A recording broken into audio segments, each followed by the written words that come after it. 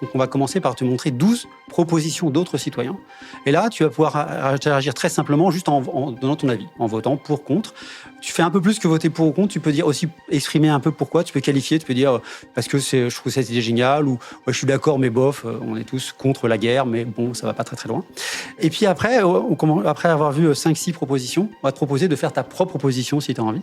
Et à ce moment-là, si tu en fais une, elle sera montrée aux autres. Et on va après avoir un mécanisme qu'on appelle d'émergence, c'est-à-dire qu'on va pouvoir identifier grâce au vote des autres citoyens quelles sont les propositions qui peuvent venir de n'importe quel citoyen lambda, qui soit sont les plus consensuelles, soit les plus controversées.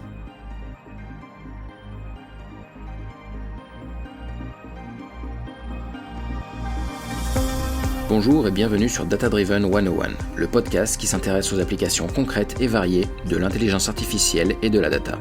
Je suis Marc Sanselme, spécialiste en IA, et je reçois chaque semaine des professionnels pour nous partager leurs expériences et leurs visions sans filtre. Aujourd'hui, je reçois David Mas, Chief AI Officer chez Make.org. Make.org est une entreprise à mission qui a pour objectif d'engager les citoyens pour une transformation positive de la société. Bonjour David. Bonjour Marc. Alors David, est-ce que tu peux nous dire avec tes mots et peut-être plus de détails ce que fait Make.org ? Nous, chez Make.org, notre mission, c'est vraiment d'engager massivement les citoyens dans l'action collective, dans l'action publique. Et on a deux convictions. La première conviction, c'est que l'intérêt de la technologie, c'est surtout de massifier l'engagement. C'est-à-dire qu'il y a plein de dispositifs participatifs qui sont très très bien. Le dernier en date, c'est des assemblées citoyennes. C'est très engageant. Les gens qui passent ont une expérience très enrichissante. Ils font des travaux de très bonne qualité, mais ils sont 150.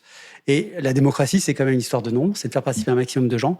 Et on pense que justement, Internet, les réseaux sociaux, les smartphones, c'est vraiment la technologie qui va permettre d'engager un maximum de gens et donc un peu de délivrer la promesse d'Internet des débuts qui était de faire un espèce de grande agora, de grand forum de la démocratie et qui s'est un peu heurté au mur des réseaux sociaux où on a plutôt des échanges d'invectivation et de haine. Et notre deuxième conviction, c'est l'impact. C'est-à-dire que nous, on fait des consultations citoyennes massives en ligne. Massives, c'est-à-dire qu'on engage entre 50 000 et 100 000 participants, typiquement. Et pour les dernières élections présidentielles, on allait jusqu'à 1 million de participants. Vraiment, beaucoup de monde.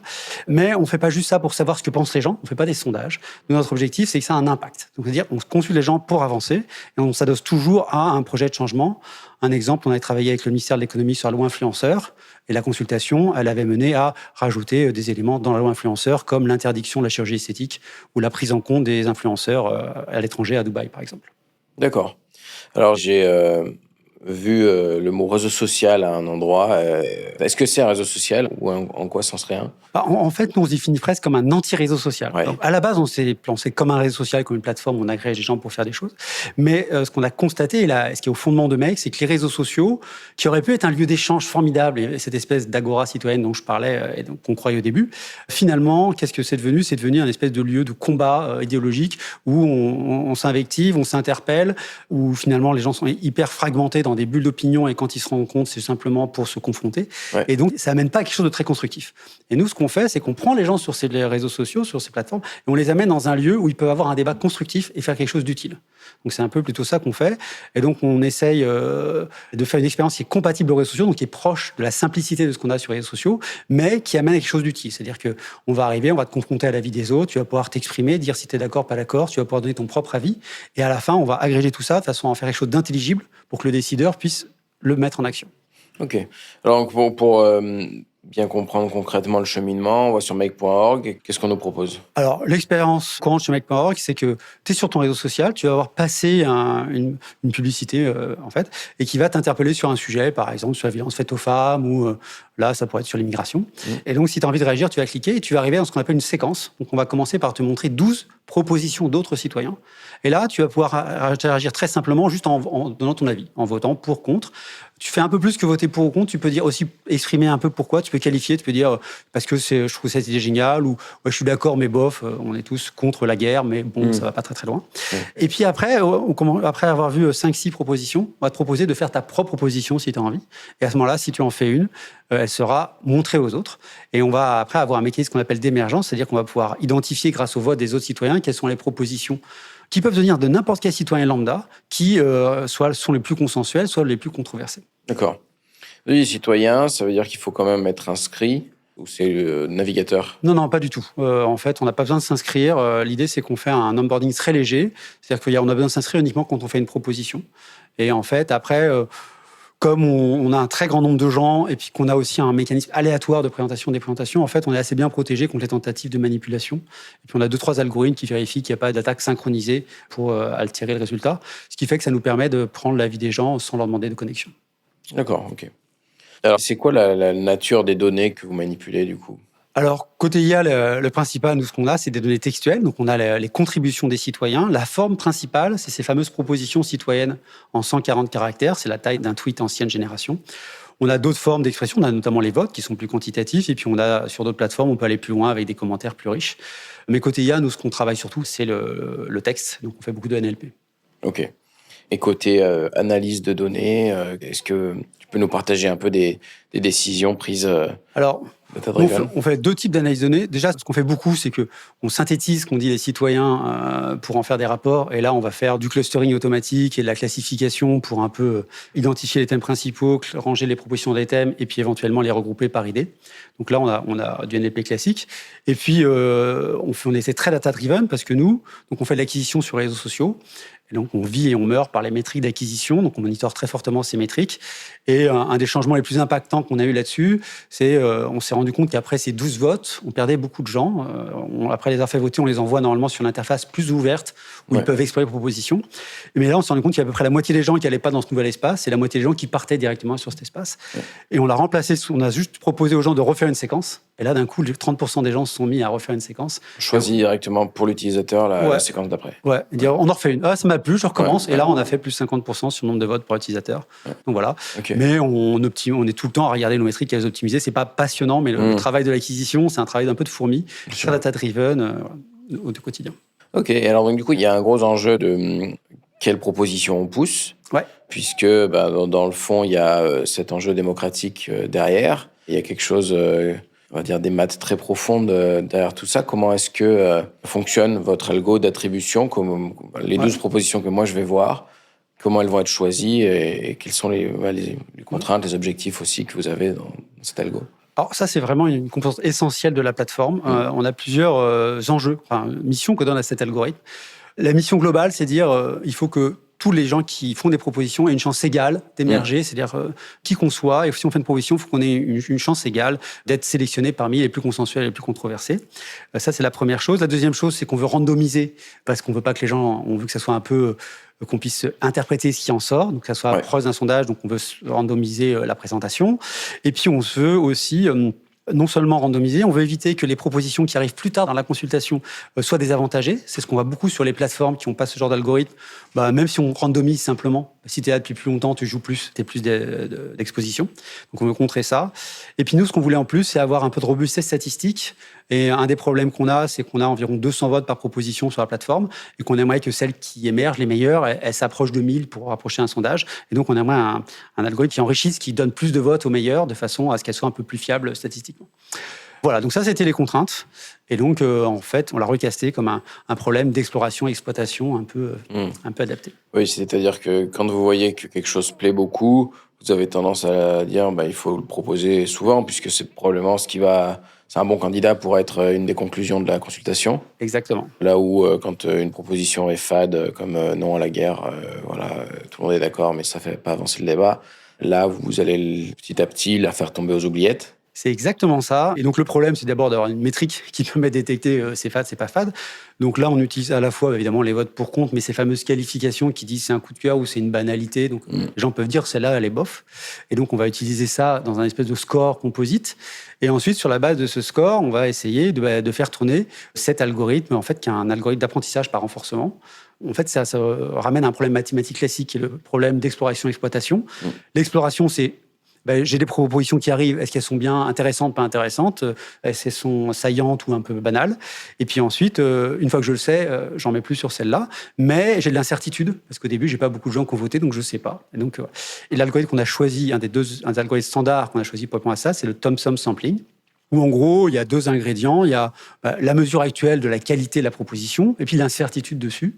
Et l'idée du sampling, c'est qu'on va tirer au hasard une valeur de qualité à la proposition. Et quand on est très sûr de nous, quand il y a beaucoup de votes, finalement, ce tirage au sort va rester très proche de la valeur d'origine. Et donc, elle va rester parmi les meilleures. Et puis, quand on est très peu sûr, le tirage au sort peut prendre à peu près n'importe quelle valeur.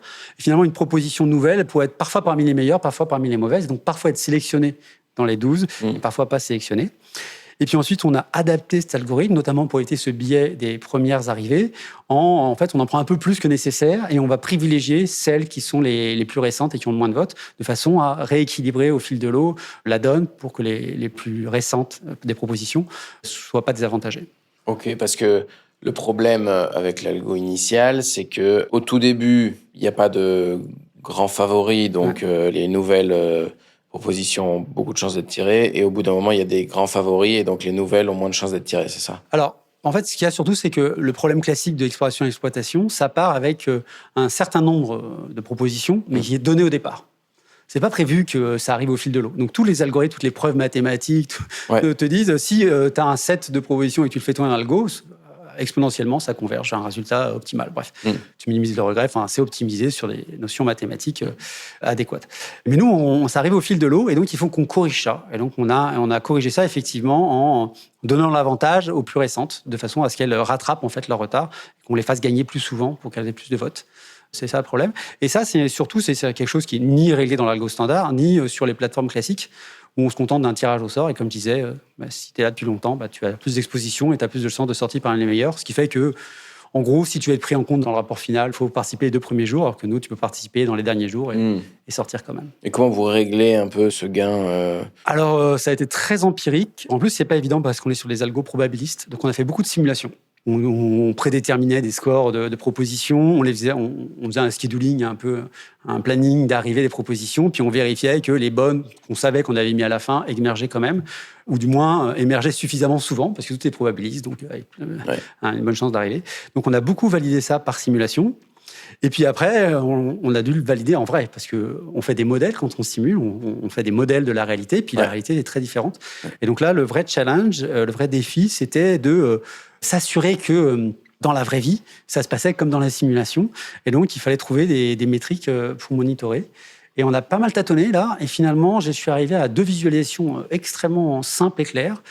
J'ai pris des quantiles de score, et je regardais le nombre de votes moyens en fonction des quantiles de score estimés. Et là, ce qu'on voyait, c'est une espèce de courbe comme ça qui est croissante. C'est-à-dire que les 10% qui ont le meilleur score avaient 3 fois plus de votes que la moyenne, alors que les 10% qui avaient le moins en avaient 3 fois moins. Et ce que tu vois, c'est qu'au fil de l'eau, ça part à peu près équilibré. Et puis, tu vois l'algorithme qui creuse la différence entre les meilleures et les moins bonnes. Et donc, quand ça se passe bien, tu vois cette exponentielle qui se crée. Ça, c'était la première vérification pour vérifier qu'on arrivait bien à donner plus de votes aux meilleurs. Et puis, pour vérifier le désavantage du temps, tu fais des quantiles par date d'arrivée.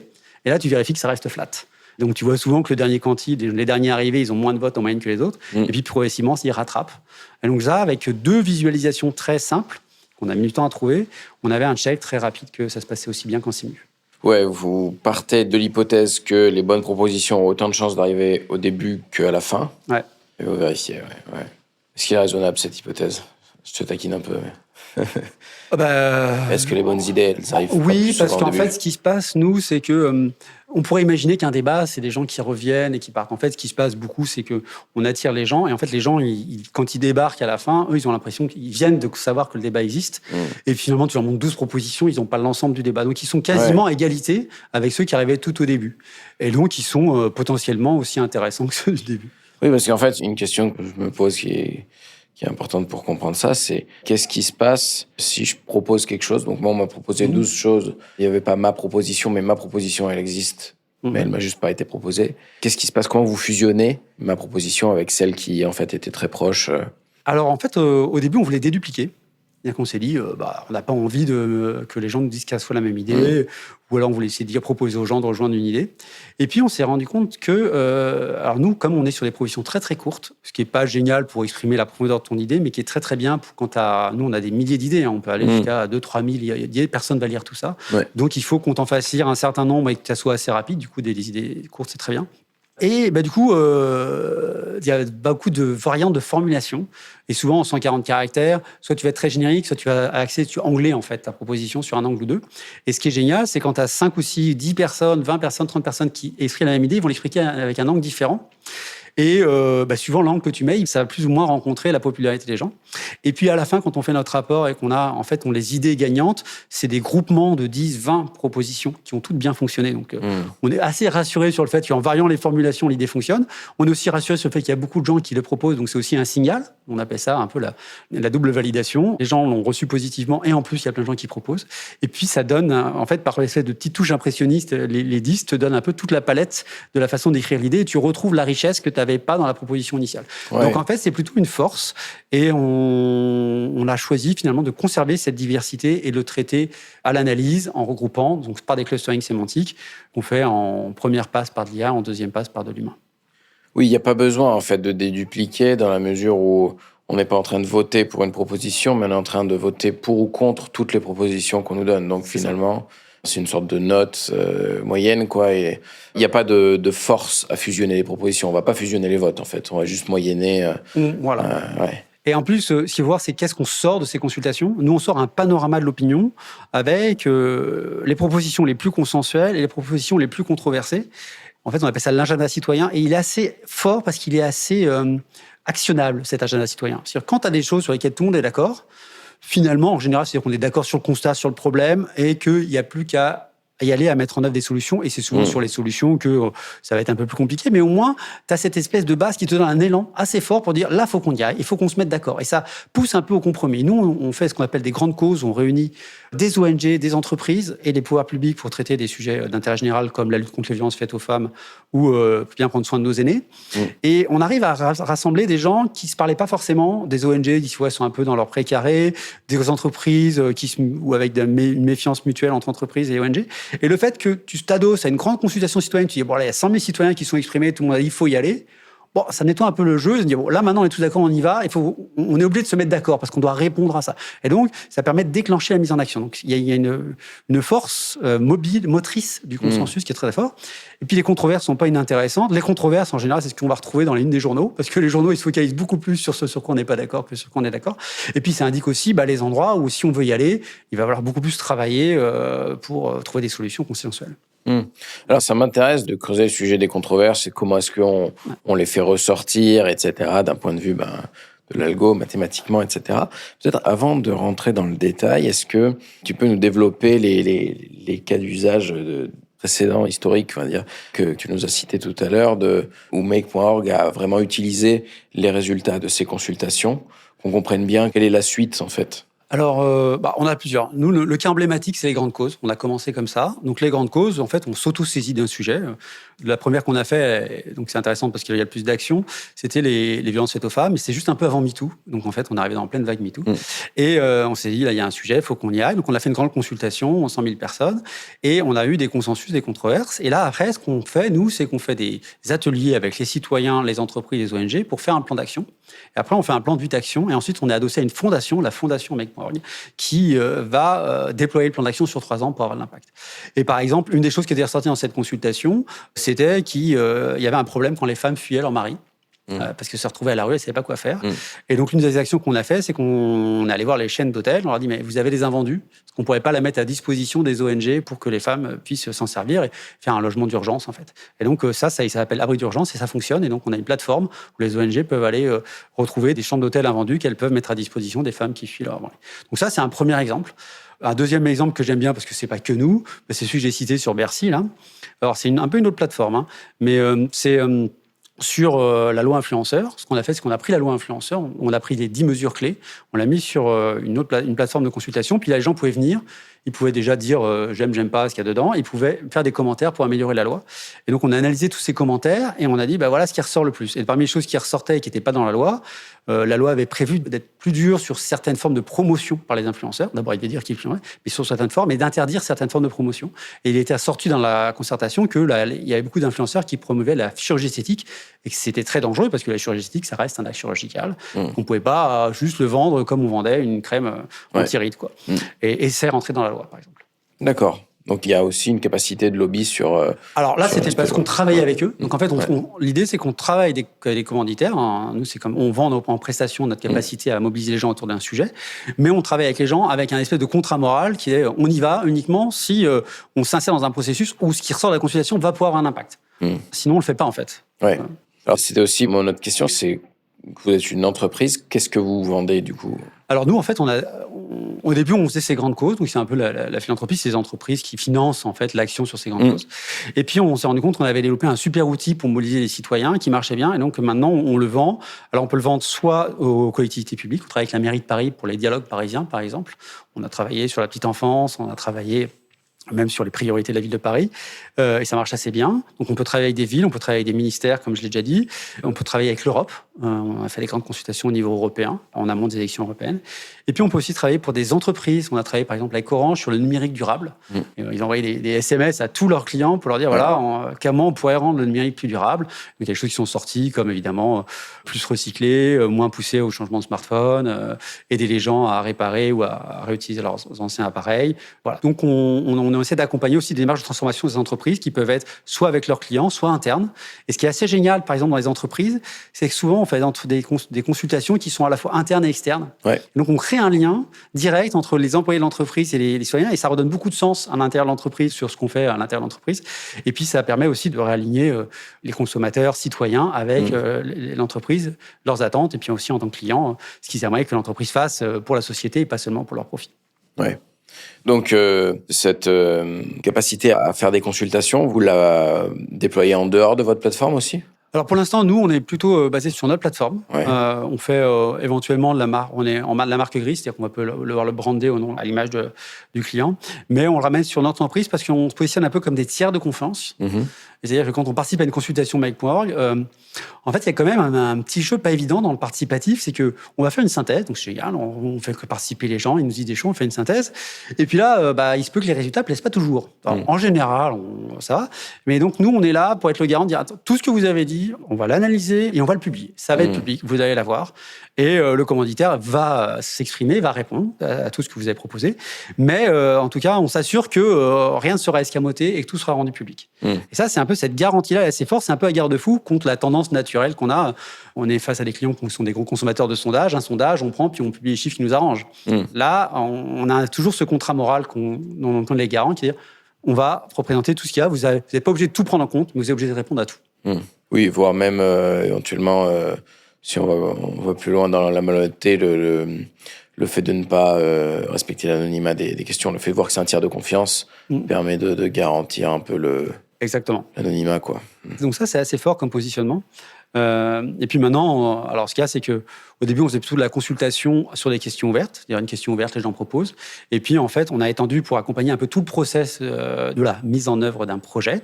Au départ, donc, il y a la consultation quand on démarre. Et ensuite, un projet, quand il est mieux fait, on a cette nouvelle plateforme qui s'appelle Dialogue, qui va permettre aux gens de prendre un projet, de réagir dessus.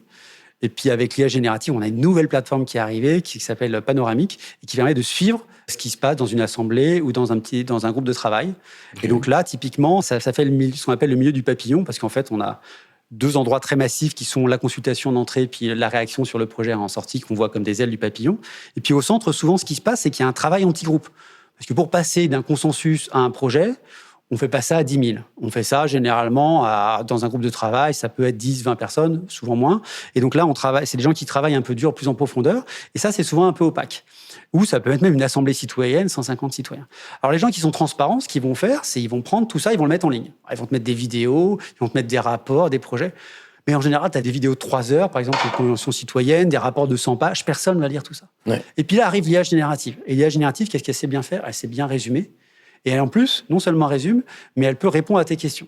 Donc, nous, on s'est dit, pourquoi on ne fait pas une plateforme ? On prend tout ça, et toi, tu arrives en tant que citoyen, tu poses ta question, et la plateforme, elle va te faire un résumé de ce qui s'est dit par rapport à ta question, en te citant les sources.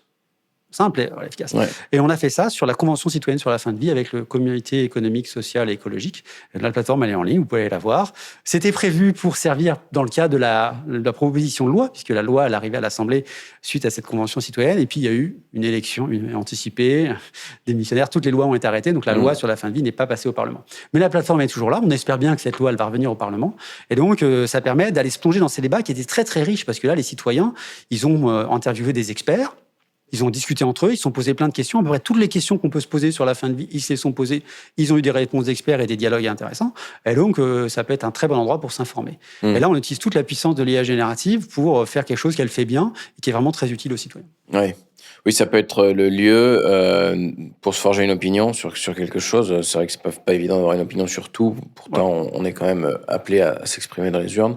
Et donc, le RAG, si je comprends bien, Retrieval Augmented Generation, vous permet de faire un outil de question-réponse sur ces textes de synthèse qui sont lus par personne en pratique aujourd'hui. Et ça permet de se faire une opinion très vite et à son propre rythme. Ce qui est génial, moi ce que j'adore avec l'IA générative, c'est qu'on redonne le pouvoir à l'utilisateur. C'est-à-dire qu'on est en conversationnel, et donc on rentre dans le sujet avec ce qui nous intéresse nous. Parce que souvent, on va arriver sur ou un résumé d'un journaliste, même si c'est un outil d'exploration, on va faire des chemins d'exploration qui ont été prédéfinis parce qu'on pense que c'est les bons, par des experts qui pensent que c'est bon pour vous. Alors des fois, ça tombe bien, mais là, ce qui est génial, c'est qu'on rentre par son propre centre d'intérêt.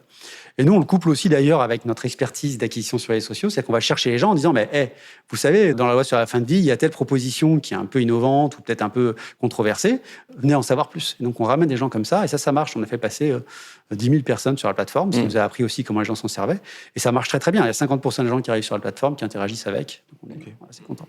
Alors, revenons sur le sujet des controverses. Comment est-ce qu'on fait pour détecter déjà une controverse? Qu'est-ce qui caractérise une controverse quand un sujet est donné en consultation? Et comment est-ce qu'on pourrait favoriser l'émergence de sujets Alors, les controverses, effectivement, nous, on a la chance, en fait, sur la plateforme de consultation, on a le vote des gens. Donc, on a un truc qui est pas, parce que souvent, ce qui se passe sur la plateforme, tout le monde peut donner son avis, et puis les gens essaient de chercher les controverses par l'analyse sémantique, en essayant d'aller voir où est-ce que si les gens proposent à droite, à gauche ou pas. En fait, ça marche pas très, très bien. Un bon exemple, c'est la peine de mort. Il y a toujours, dès qu'on prend un sujet un peu controversé, comme les violences faites aux femmes ou aux enfants, quelqu'un qui dit qu'il faut rétablir la peine de mort pour les violeurs ou autres. Personne ne va jamais dire qu'il ne faut pas rétablir la peine de mort. Donc, avec une analyse sémantique, on ne verra jamais que la proposition sur la peine de mort, c'est controversé. Et si on fait juste une analyse sémantique, on verra que plein de gens proposent la peine de mort. Mais en fait, c'est une minorité active. Nous, on a de la chance, on a des votes. Donc, à chaque fois que les gens proposent la peine de mort, il y a des gens qui sont pour, parce qu'ils trouvent que c'est mérité pour des violeurs. Et puis, il y a toujours des gens qui, par principe, considèrent que c'est contre. Et donc, typiquement, en fait, nous, grâce au vote, à l'analyse purement quantitative des votes, et aussi des qualifications, on va pouvoir, est-ce que les gens sont pour ou contre? Donc, est-ce qu'il y a un équilibre vote-contre? Et puis aussi, est-ce que les gens sont très engagés pour ou très engagés contre? Donc, il y a des gens qui vont dire surtout pas. Non seulement je suis contre, mais je suis très opposé, ou alors je suis pour et je suis très pour. Et donc, on a une espèce de score composite qui prend ces là. Et la formule mathématique qu'on a derrière, c'est rigolo, c'est juste un max, en fait. C'est juste un max qui nous permet, ça fait une espèce de triangle comme ça, qui pointe sur 50-50. Et ça fait ressortir assez bien les sujets controversés, c'est-à-dire qui matchent avec ce qu'un être humain, quand on voit les scores, on dit est-ce que ça c'est une controverse? Ça fonctionnait assez bien. Donc c'est comme ça qu'on l'a validé en fait. On a demandé à des gens de dire regardez les scores, les votes, regardez les votes, les qualifications. Est-ce que pour vous, les votes disent que c'est une controverse ou pas? Et on a vérifié que la matrice correspondait bien à ça. Et le max de... Max vote pour, vote contre, et max surtout pas controversé, surtout pas ou coup de cœur. Et ça nous ramène vers... on a un score maximum quand on est vers 50% de vote pour, vote contre, et 30% de surtout pas et de coup de cœur. Ce qui est un peu ce qu'on a envie de chercher. C'est-à-dire c'est là où les gens s'opposent le plus fortement.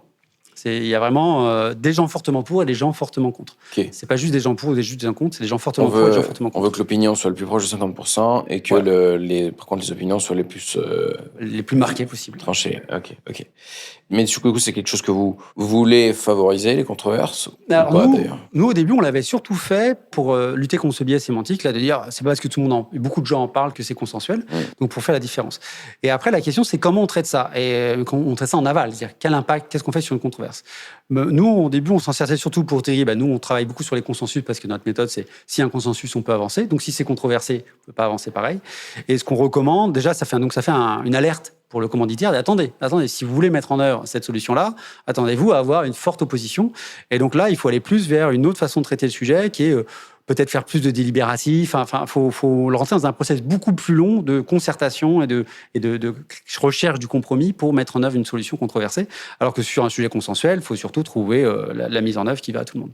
Donc c'est vraiment un traitement différencié. Et on sait que les controverses, c'est là où il faut faire plus attention. Après, ce qui est intéressant aussi, c'est que les controverses, c'est souvent là aussi où arrivent les nouvelles idées. Il y a toujours cette phrase de Gandhi, au début, il vous ignore, après, il se moque de vous, après, il vous oppose, s'oppose à vous, et après, vous gagnez. Finalement, la controverse, c'est cette troisième étape, après, on s'oppose à vous. Donc souvent, les idées émergentes naissent en controverse et passent en compromis. Et puis, on a vu aussi des idées qui basculaient de controverse en compromis. Un bon exemple, c'est le nucléaire. Le nucléaire, très controversé. Et puis, arrive la guerre en Ukraine, et donc crise énergétique. Et là, on se rend compte qu'on est bien content d'avoir du nucléaire pour pas trop dépendre du pétrole. Et bien, le nucléaire est passé d'une notion plutôt controversée à quelque chose de plutôt consensuel dans la population, parce que là, les gens se sont dit, waouh, si on doit commencer sérieusement à se limiter en gaz et en pétrole, ce qui serait aussi bien pour le climat, mais que la guerre en Ukraine a bien révélé, on est bien content d'avoir le nucléaire. Donc, le nucléaire a regagné une opinion plus positive. D'accord. Ok. Alors, qu'est-ce que l'IA générative a changé pour vous ? Alors, nous, on faisait déjà de l'IA de chez Mail, puisqu'on faisait beaucoup de NLP, mais on a eu un coup de tonnerre en fin 2022, là, quand ChatGPT est arrivé, parce qu'on s'est dit, waouh, ce truc, ça change tout. Alors, pour nous, ce qui a tout changé, c'est l'aspect conversationnel, parce que avant ça, il y avait déjà GPT-3, c'était déjà très puissant. Les experts ont été dessus, on essayait de s'en servir, voilà, on voyait plein de potentiel. Et puis arrive le côté conversationnel, et on se dit là, ça change tout. Et nous, on a vu ça change tout, parce que justement, ce qu'on essaie de faire, c'est d'empowerer les citoyens, je ne sais jamais de bons mots pour ça, mais de donner des bons outils aux citoyens. Et alors, ça, c'est un super outil. Alors, ce super outil, comme toutes les nouvelles technologies, a deux faces. Il y a un gros danger. Le gros danger de l'IA générative, c'est que c'est un super outil pour générer de la fake news, générer du deepfake, etc. Et ce n'est pas une crainte illusoire sur la démocratie. C'est quelque chose qui existe. Il y a déjà eu plusieurs cas. En Slovaquie, dans la période de réserve, il y a eu un fake audio. On entendait le candidat libéral dire « moi, je vais taxer la bière ». 2 jours avant le vote, il a perdu après, ça a certainement joué un petit peu.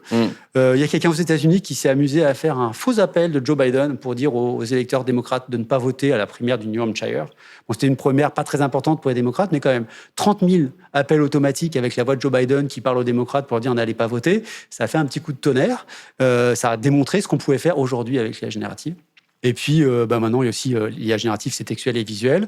Et étonnamment, ceux qui s'en servent de plus en politique, c'est les extrêmes, notamment l'extrême droite. Et en France, ils sont servis pour faire des visuels de campagne. L'explication, surtout, c'est que les extrêmes droites décrivent un monde qui n'existe pas. Ils avaient besoin de montrer des hordes de migrants qui débarquaient sur des plages. Il n'y a pas de photos de presse pour ça, parce que ça n'existe pas. Et donc, ils ont demandé à ChatGPT de faire des images de radeaux de migrants qui débarquaient sur les plages pour donner cette vision de la vague de submersion de migrants. Et ils en ont fait comme ça. Donc, c'est assez efficace. Donc, ça existe, c'est déjà là. Et donc là, il faut lutter contre. Mais c'est aussi une super opportunité. Parce que ça donne des super pouvoirs citoyens. Nous, on en a vu 3. Un que je vous ai déjà donné comme exemple, c'est le pouvoir d'accès à l'information complexe, la capacité de résumer et de répondre à des questions. Donc le RAG, ça permet d'un coup de comprendre ce qui se passe. Tous les projets, tous les sujets d'intérêt généraux sont très compliqués. Il y a beaucoup d'expertise, il y a beaucoup de contenu. Et on n'y a pas accès parce qu'on n'a pas le temps. Et là, d'un coup, avec un bon RAG, ce qu'on a fait avec l'outil panoramique, on peut donner accès aux citoyens. D'un coup, on peut avoir des citoyens mieux informés et qui vont pouvoir mieux décider et s'impliquer dans le débat public. Premier point. Deuxième point, en fait, l'IA peut t'aider à t'exprimer. On n'est pas tous égaux dans la façon de s'exprimer. On a vu dans nos consultations, je disais que la formulation compte. Bien formuler son idée en 140 caractères, ça fait que tu as plus ou moins de succès. Et on n'est pas tous des rédacteurs de slogans, on n'est pas tous capables de rédiger nos idées de façon à ce qu'elles attirent un maximum de soutien. Et donc, d'un coup, l'IA peut t'aider à faire ça. Elle peut t'aider à mieux creuser tes idées, à améliorer tes argumentations. Et d'un coup, elle nivelle le champ. Et donc, elle peut permettre à tout le monde de devenir un bon défenseur de ses idées. Donc ça, on y voit beaucoup de potentiel et on va développer des applications là-dessus. Et le troisième, c'est la délibération en ligne. Nous, on adore les assemblées citoyennes. Simplement, c'est 150 personnes. Mais voilà, on a l'IA conversationnelle. Une conversation, d'un coup, on se dit, mais est-ce que cette IA pourrait être un facilitateur de débat en ligne ? Est-ce que d'un coup, on ne peut pas massifier un peu l'expérience délibérative des assemblées citoyennes grâce à des IA qui feraient les facilitateurs ? Donc ça, c'est un gros sujet de recherche. Il y a plein de gens qui se penchent dessus. Il y avait déjà Jeremy Fiskin à Stanford qui avait fait un premier prototype d'IA facilitatrice pré-Gen AI. Et là, maintenant, il y a plein de gens qui travaillent sur comment on peut utiliser l'IA générative pour faciliter la délibération. Tu as donné des exemples d'IA générative qui viendraient perturber le processus démocratique. Est-ce qu'on doit craindre ça à plus grosse échelle ? Est-ce que vous, à votre niveau, vous avez une posture d'avant-garde ? Nous, on était quand même très inquiets quand même. L'année 2024, on l'a appelée la election year. Il y a la moitié de l'humanité qui va voter dans des élections majeures cette année. Il y a les élections américaines, il y a les élections européennes, il y a des élections en Inde, il y a vraiment des élections partout dans le monde. Et donc, ça arrive au moment où l'IA générative est mature et on a vu plein d'exemples déjà de manipulation. Et donc, nous, très tôt, en amont des élections européennes, on a essayé d'alerter les pouvoirs publics, parce qu'en fait, quand on est aux premières loges, on s'est dit, ils s'en rendent peut-être compte, mais ils n'ont peut-être pas d'idée de solution. Donc, on a créé une coalition d'acteurs, de gens qui étaient concernés par ces sujets, qui avaient des solutions, avec Infolab, avec Reporters sans frontières, aussi avec Sciences Po. Et on a essayé de faire un programme qu'on appelait le Democratic Shield. On dirait comment on peut protéger les élections. Là, à court terme, qu'est-ce qu'on pourrait faire? Et on a sorti un programme en 10 actions qui visait à la fois les institutions, les acteurs des élections, c'est-à-dire les médias et les politiques, et puis aussi la société civile. Et on est allé voir après les autorités françaises, on est allé voir les commissaires européens pour un peu leur expliquer tout ça. Et certaines actions ont été mises en œuvre. Donc, notamment, on proposait un code de conduite. Il n'y avait même pas de code de conduite, de bonne conduite de l'usage de l'IA pour les partis. Donc, on a fait ce code de conduite qui a été mis en place et pas respecté d'ailleurs par le Rassemblement national, qui n'a pas signalé que leurs images étaient faites par l'IA, mais là-bas, c'est au moins de dire cette image est faite par IA, cette image est un fake, voilà, et puis pas l'utiliser à fait. Donc il y avait ce code de conduite aussi pour les médias et pour les influenceurs. Il y avait l'idée tout simplement qu'il y ait au sein des institutions qui fassent un programme de protection des élections, donc qu'ils investissent de l'argent et du temps et qu'ils aient des commissions pour ça, et ça a été fait. Et puis il y avait l'idée aussi de se pencher sur les réseaux sociaux, qui sont en fait l'endroit où se passe cette désinformation massivement, plus que dans les médias classiques, et d'être un peu plus fort. Et comme l'Europe venait de passer le DSA, le Digital Service Act, on a les moyens légaux de les contraindre à être un peu plus vigilants pendant les périodes électorales. Et donc ça a commencé à être activé pour les élections européennes. D'ailleurs, on a une grosse controverse X et la Commission européenne en ce moment sur ces sujets-là. Et donc, ce qu'on voulait faire, on proposait notamment de rendre la période de réserve plus dure sur les réseaux sociaux. C'est-à-dire que les médias, ils s'astreignent assez bien à la période de réserve, et les réseaux sociaux, c'est plus lâche. Donc, on voulait utiliser le DSA pour les obliger à être plus réactifs, voire en préemptif, d'empêcher, de limiter la viralité de tout ce qui était politique pendant la période de réserve. Et ça a été mis en œuvre plus ou moins bien, mais en tout cas, c'est largement défendu maintenant pour les pouvoirs publics. Ouais. Donc là, nous, on a plus eu un rôle, effectivement, de lanceur d'alerte et on a fait ce qu'on sait faire, créer une coalition d'acteurs avec des solutions et les proposer au pouvoir public. Et on continue à travailler avec la Commission européenne et avec l'Adinum, notamment, en France, pour limiter ça. D'accord. Ils ont des moyens, notamment, par exemple, les TikTok ou Instagram, qui sont quand même gouvernés dans un autre pays. Comment est-ce qu'on applique justement ces limitations de viralité d'un sujet politique? En fait, avant le DSA, avant le Digital Service Act, c'était vraiment plutôt des luttes d'influence entre l'État et l'entreprise multinationale. Chacun joue un peu avec ce qu'il veut. J'imagine qu'il devait mettre dans la balance les avantages financiers, la taxation, voilà. Mais là, avec le Digital Service Act, on a mis des contraintes de responsabilité sur toutes les grandes plateformes. On leur dit, vous ne pouvez pas dire, c'est pas moi, je suis juste un provider de contenu, vous devez faire attention et vous devez être préemptif, vous devez être très réactif pour retirer les contenus qui ne vont pas, et vous devez même, si possible, agir si on vous le demande, on peut vous demander d'agir en amont. Donc là, du coup, les bras de terre sont beaucoup plus forts. On le voit avec X, Twitter, et pour Thierry Breton. On sent que ça chauffe parce que justement, ces moyens légaux sont utilisés maintenant pour contraindre les plateformes et certaines s'y plient plus ou moins bien. Il y a vraiment un impact très très fort de ces législations. On s'en rend peut-être pas forcément compte parce que l'Europe c'est loin, la RGPD ça a l'air bizarre, le DSA ça parle pas à grand monde. C'est des outils légaux qui changent la donne. Nous sur le RGPD par exemple, on faisait beaucoup de publicité numérique sur Facebook, on a vu l'avant et après RGPD. C'est-à-dire qu'on peut plus cibler n'importe qui, on peut plus cibler les jeunes. Quand on fait de la publicité politique, on est très contraint, c'est validé. Enfin, il y a vraiment une vraie différence. Avant, c'était vraiment le Far West. Et après, la RGPD, on peut plus vraiment faire n'importe quoi. Donc, ces outils légaux sont très importants et permettent vraiment au pouvoir public de faire pression. Je pense que c'est une spécificité de l'Europe. Et l'Europe est encore à la pointe sur l'IA, puisqu'on a maintenant l'IA Act qui va arriver. Et donc, on est à la pointe de la régulation. On préférait être à la pointe de l'avancée technologique que de la régulation à la technologie. Mais on a une spécificité européenne de faire la technologie de façon responsable. Et je pense que c'est aussi bien et qu'on le développe. Alors, je repasse un peu sur la technique. Est-ce que tu peux nous parler du projet de fine-tuning que vous avez chez Make.org, fine-tuning de modèles? Oui, alors, parce que nous, quand on a pensé nos outils, notamment panoramiques, on a fait comme tout le monde, on est parti avec les modèles qui étaient disponibles par API, donc en premier lieu OpenAI, et ça marchait très bien pour démarrer. On t'avise dans les limites, et donc nous, en fait, notre objectif, c'est de passer sur du fine-tuning de modèles pour 3 raisons. La première, c'est que c'est assez documenté. C'est une raison de sobriété et d'efficacité. On s'est rendu compte que quand on a des tâches très précises, notamment le RAG, et nous, un RAG sur des données particulières, on peut faire aussi bien qu'un gros modèle avec un petit modèle. Et donc, l'idée, c'est de prendre un petit modèle et le fine-tuner, en fait, faire la distillation d'un gros modèle pour arriver à être aussi pertinent, mais avec un petit modèle moins coûteux, moins gourmand, qui répondra plus vite et qui sera peut-être plus adapté à ce qu'on veut faire.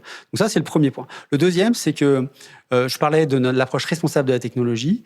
Nous, chez Make.org, là, on a lancé avec Sciences Po et le CNRS un programme de recherche sur les biais des IA dans le cadre démocratique. Parce qu'en fait, ces IA ne sont pas parfaites. Alors, les IA, en plus, propriétaires, c'est un peu des boîtes noires sur le fine-tuning et sur les contraintes.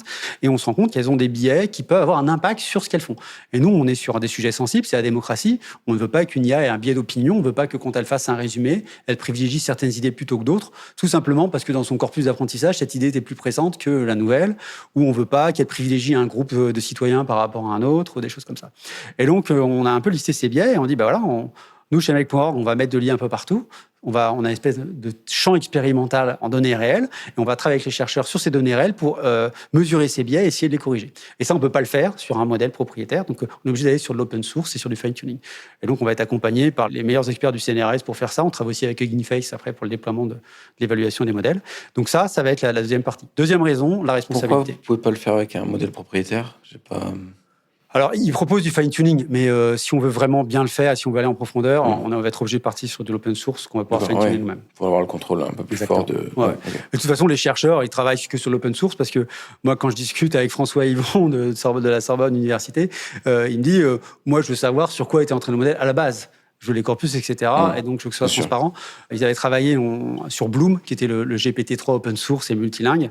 Donc, c'est des gens qui aiment bien repartir de la base et bien maîtriser toute la chaîne d'entraînement du modèle, même si nous, on va travailler surtout sur la dernière étape. Ça, c'est la deuxième raison. Donc, un, plus efficace, plus sobre. Deux, plus responsable. Et la troisième, c'est qu'en fait...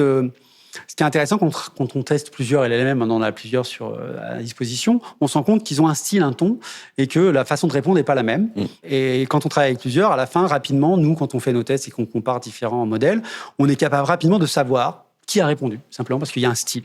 Et en fait, on a envie de donner notre propre style. Nous, on a envie de donner, de formater le formatage de réponse, c'est très important pour la bonne compréhension de ce qu'on veut. Et donc, nous, on est en train de réfléchir à c'est quoi la bonne façon de présenter une réponse à un citoyen. On va appeler ça le style Make.org, la ligne éditoriale Make.org. Et en fait, on veut transmettre ça à notre modèle de façon à avoir des réponses les plus engageantes et les plus pertinentes possibles pour les citoyens. Et ça, la bonne façon de le faire, c'est du fine-tuning. Donc, c'est les trois raisons qui font qu'on va travailler là-dessus avec les équipes qui vont arriver sur ce nouveau projet. OK. Alors, est-ce que tu as des erreurs que tu peux nous partager pour nous faire gagner du temps sur tous ces projets d'IA? Nous, l'erreur qui nous a qui est un peu l'erreur de tout le monde et qui est la plus gênante, c'est de trop faire confiance à l'IA. Il y a vraiment un effet très dangereux avec ces IA génératives. Elles sont faites pour donner des réponses très crédibles, très pertinentes, et elles le font avec un niveau de certitude assez... en gros, qu'elles hallucinent ou qu'elles racontent quelque chose de vrai, elles vont le faire avec le même aplomb. Et nous, êtres humains, on a tendance à considérer que quelqu'un qui parle avec aplomb, puis qui formule bien sa réponse, ce qui se conçoit bien s'énonce clairement. Donc, si la réponse est bien formulée, c'est certainement vrai. Et avec une IA, c'est pas du tout le cas. Alors, on pourrait penser que les data scientists sont totalement immunes à ça, parce qu'on essaie, mais en fait, c'est des biais cognitifs, on en souffre tous. Et c'est très gênant, surtout nous, quand on fait de l'évaluation. Parce que quand on fait de l'évaluation, quand on va essayer de voir si l'IA répond bien ou pas, d'abord, le truc, il ne faut pas se laisser piéger, pas parce que la réponse est la bonne qu'elle est bonne, il faut vraiment la creuser et être plus exigeant face à l'IA. Mais ça, à la limite, c'est un peu le travail de base. Et puis après, il y a le côté plus vicieux, c'est qu'une façon d'évaluer les modèles, c'est d'utiliser les modèles, les LLM as évaluateurs, pour évaluer les modèles, pour évaluer utiliser un autre modèle pour évaluer un modèle. Et là, ce modèle lui-même peut se tromper quand il évalue. Et là où c'est piégeux, c'est que on va prendre un RAGA, on va prendre un G-score et on va se dire tiens, on va utiliser le modèle comme un évaluateur. Et le risque, c'est de prendre cette évaluation sans aller vérifier la capacité d'évaluation du modèle. Ce qui est un peu le penchant naturel, parce que tu dis c'est automatique, ça marche bien. J'ai pris GPT-4 comme évaluateur, il doit être bon. Et puis j'en lance ma métrique et je travaille sur ma métrique. Et en fait, on s'est rendu compte qu'il faisait quand même des erreurs qui n'étaient pas si fiables que ça en tant qu'évaluateur, le LLM. Et que du coup, nous, maintenant, les métriques automatiques, on les utilise vraiment pour voir les gros problèmes, les grosses erreurs. Mais l'évaluation fine, elle reste à la main parce que ça ne fonctionne pas. Et c'est fou qu'on se fasse prendre à ce piège-là nous-mêmes, mais en fait, c'est assez facile de se prendre les pieds dedans. C'est un biais cognitif, et les biais cognitifs, on sait tous qu'on a du mal à y échapper. Ouais, j'ai vraiment l'impression que l'évaluation, ça reste à la main pour tout le monde, quoi. L'évaluation par un modèle, ça pose vraiment beaucoup de... C'est pratique, ça fait gagner du temps, mais il faut vraiment s'en servir avec précaution. Alors, est-ce que tu as une anecdote à nous partager? Oui, moi j'ai une anecdote, c'est que... c'est tout neuf quand même, cette technologie, et on a beau la connaître, on a beau être dedans, c'est très nouveau l'IA générative.